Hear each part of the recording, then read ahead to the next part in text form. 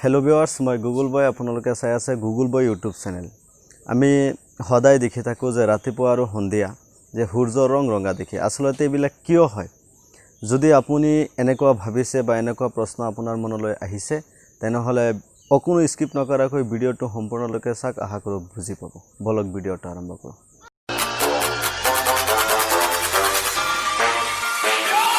সূৰ্য ৰাতিপুৱা ৰঙা দুপৰীয়া বগা আৰু আকৌ আবেলি কি হয় ৰঙা হয় কিয় হয় ইয়াৰ কাৰণ আসলতে কি হয় যে আপোনাৰ সূৰ্যৰ সাতটা ৰঙৰ সমষ্টি আৰু আপোনাৰ কি হয় আমাৰ সূৰ্যৰ পৰা আমাৰ পৃথিৱীৰ দূৰত্ব বা পৃথিৱীৰ পৰা আমাৰ সূৰ্যটোৰ দূৰত্ব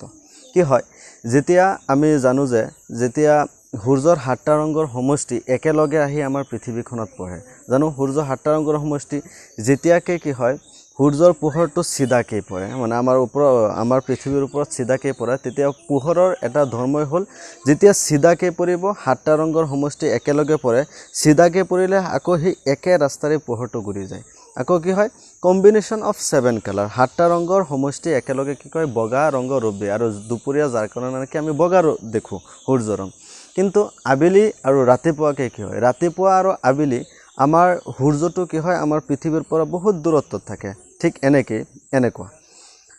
এনেকুৱা আমাৰ সূৰ্যটো আমাৰ পৃথিৱীৰ পৰা ইমানখিনি বেছি দূৰত্বত থাকে আৰু কি হয় যেতিয়া সূৰ্যৰ সাতটা ৰঙৰ সমষ্টি যেতিয়া আমাৰ পৃথিৱীত আহে যেতিয়া আবেলি কি হয় সূৰ্যৰ কেৱল মাত্ৰ আপোনাৰ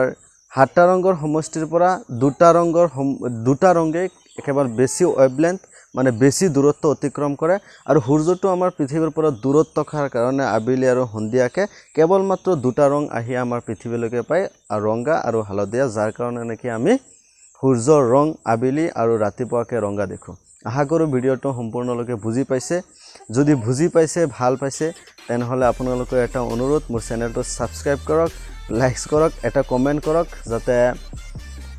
আপোনাৰ এটা কমেন্টে মোৰ আৰু এনেকুৱা ভিডিও বনাবলৈ আগ্ৰহ জাগে কমেন্ট কৰি দিয়ক নতুন চেনেলটো আৰু